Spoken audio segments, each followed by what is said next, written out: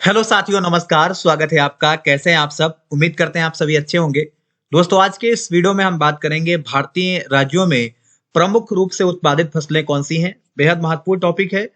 इससे सवाल आते हैं और आप लोग गलत भी कर देते हैं। एक एक सवाल को यहाँ पे हम विस्तार से जानेंगे। मतलब हर एक सवाल का यहाँ पे हम डिटेल करने वाले हैं। तो आप शुरू से लेकर आखिरी तक बने रहिए। इसके कई सारे और भी पार्ट आपको आगे मिलेंगे जो आपके लिए बहुत ज्यादा जरूरी होने वाले हैं। तो आइए प्रथम सवाल से आगाज करेंगे। भारत में कृषि को दुष्प्रभावित करने वाला मौसम का सबसे महत्वपूर्ण तत्व कौन सा है?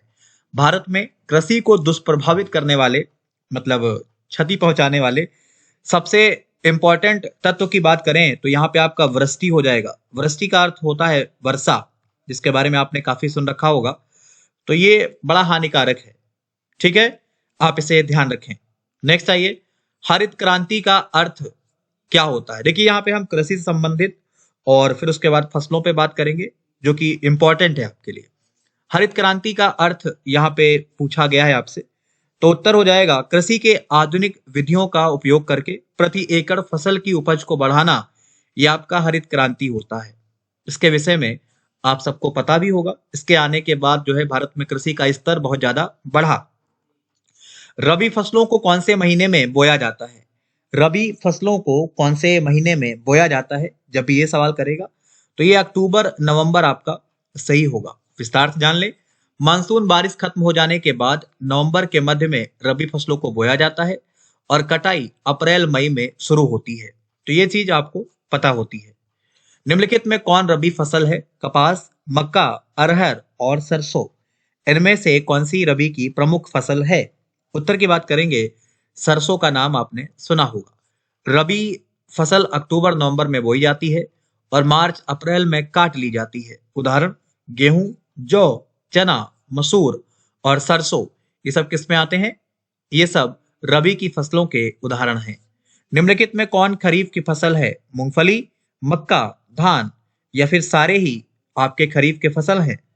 तो उत्तर की बात करेंगे, ये जो भी विकल्प आपको दिख रहे हैं ये सभी खरीफ की फसल में आते हैं। बड़ा इंपॉर्टेंट है। इनके एग्जाम्पल में धान, मक्का, जूट, सोयाबीन और भी बहुत सारी फसलें शामिल हैं।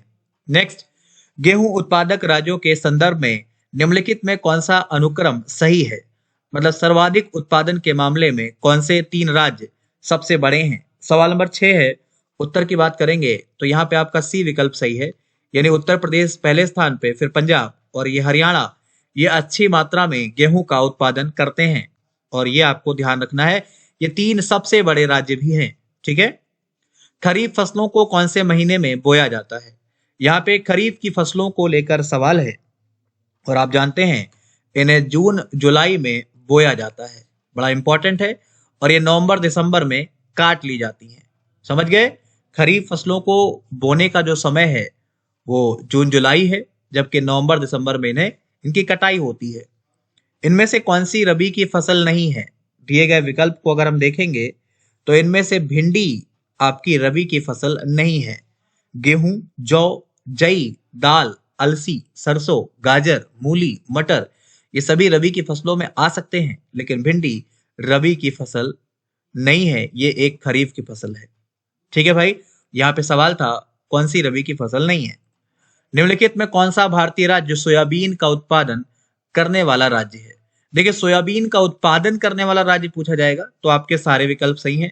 सोयाबीन का सर्वाधिक उत्पादन करने वाला राज्य पूछेगा तो आपका उत्तर मध्य प्रदेश सही होगा। आप सवाल समझ पाए हैं ना? सवाल यह है कि कौन से राज्य हैं जो सोयाबीन का उत्पादन करते हैं। तो उत्पादन तो एमपी, महाराष्ट्र और राजस्थान तीनों ही करते हैं, परंतु सर्वाधिक सोयाबीन मध्य प्रदेश में होता है।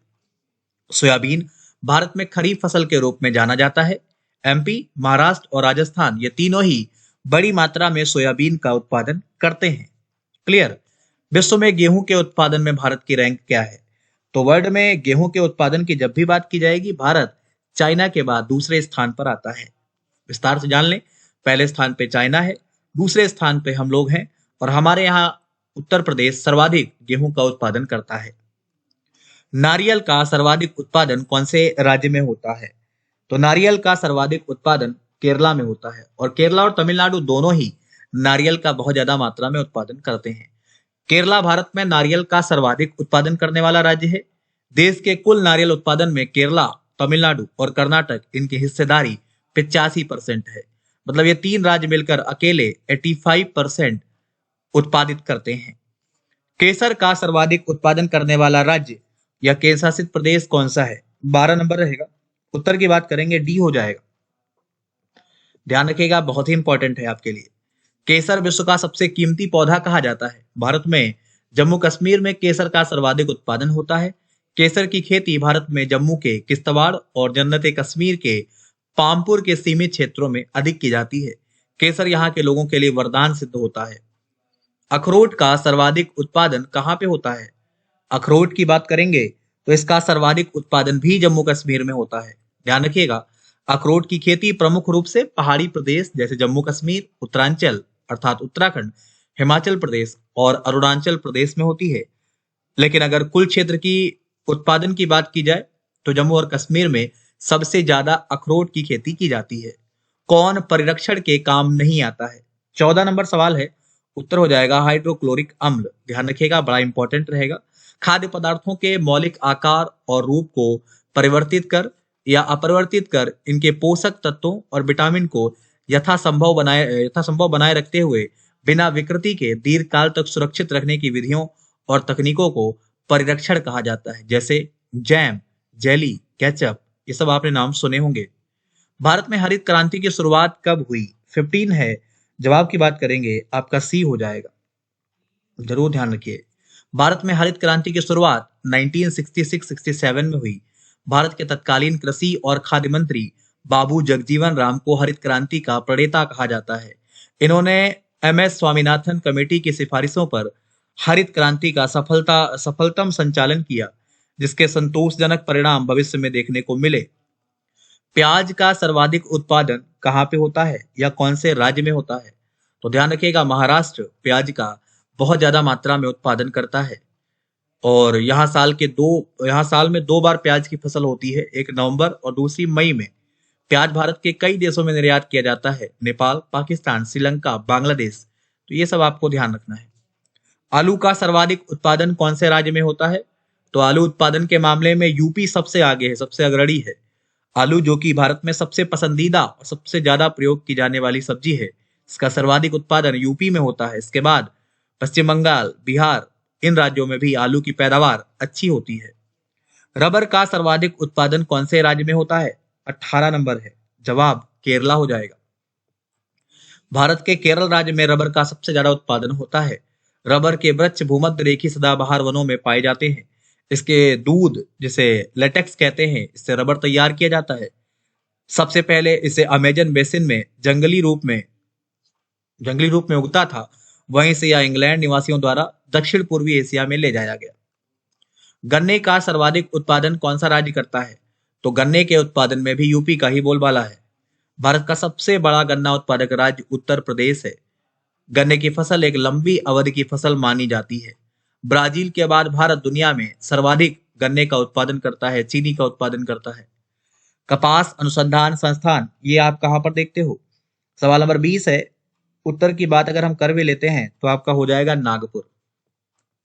केंद्रीय कपास अनुसंधान संस्थान, इसको 1976 में स्थापित किया गया था। यह महाराष्ट्र राज्य के नागपुर में भारतीय कृषि अनुसंधान परिषद द्वारा स्थापित केंद्रीय अनुसंधान संस्थान है, जो कपास उत्पादन में दीर्घकालिक शोध प्रयासों को बढ़ावा देता है और कपास पर लागू शोध और सहायता प्रदान करता है। सबसे ज्यादा प्रोटीन किस में पाया जाता है?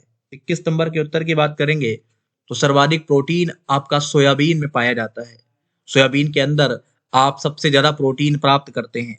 शाकाहारी लोगों के लिए सोयाबीन प्रोटीन की बहुत ही बढ़िया सोर्स है। इसमें 42% प्रोटीन पाया जाता है। ध्यान रखें। कौन सी रबी की फसल है? सवाल बढ़िया है। 22 नंबर उत्तर हो जाएगा दिए गए विकल्प में, गेहूं आपका रबी की फसल है। गेहूं एक रबी की फसल है। इसकी खेती के लिए समशीतोष्ण जलवायु की आवश्यकता होती है। इसकी खेती के लिए अनुकूल तापमान बुआई के समय 20 से 25 डिग्री सेंटीग्रेड उपयुक्त माना जाता है। गेहूं की खेती मुख्यतः सिंचाई पर आधारित होती है। गेहूं की खेती के लिए दोमट मिट्टी सबसे अच्छी मानी गई है। अंगूर में कौन सा अम्ल पाया जाता है? उत्तर हो जाएगा टार्टरिक अम्ल पाया जाता है। टार्टरिक अम्ल एक कार्बनिक अम्ल है जो सफेद क्रिस्टली होता है। ये प्राकृतिक रूप से अनेक फलों जैसे अंगूर, केला, इमली इन सब में भी पाया जाता है। तंबाकू में कौन सा रसायन देखने को मिलता है? उत्तर की बात करेंगे, निकोटीन। नाम सुना होगा आपने। तंबाकू में निकोटीन हानिकारक तत्व पाया जाता है। निकोटीन एक बेरंग जहरीला क्षार है जो तंबाकू के पौधे से प्राप्त होता है।